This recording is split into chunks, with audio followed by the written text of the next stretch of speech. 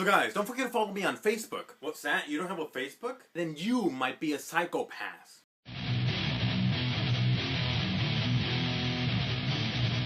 So not having a Facebook account equals crazy murder? Well, not necessarily, but in both employers and psychologists are saying that anyone without a Facebook account is a bit suspicious. And actually, this isn't anything new, but the reason it's being brought up again is because that Dark Knight Rises murderer didn't have a Facebook account, and they're saying that this might have been a sign. And while the reality is that employers do think of you as being suspicious because either your account was so bad you had to delete it, or you're on the very opposite end and probably not very social, or you're still an active Facebook user. But how do you feel about Facebook being so part of our lives that employers use it to take into consideration whether they're gonna hire you?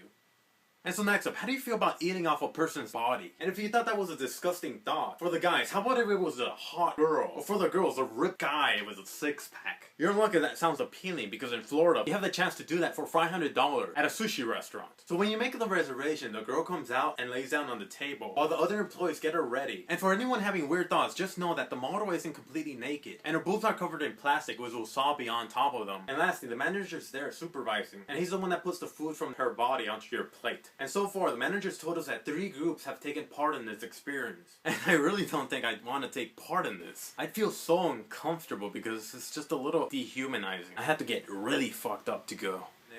I love you, internet, how you take something and have fun with it. So yesterday, we got the first pictures from Curiosoty up there in Mars. And besides the red mohawk to getting famous, so people are having fun with what they thought it'd be like if aliens were there to greet the rover. So these pictures are creative and I really enjoyed a lot of them. Which is your favorite?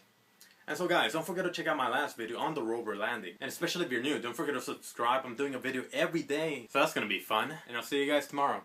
Bye.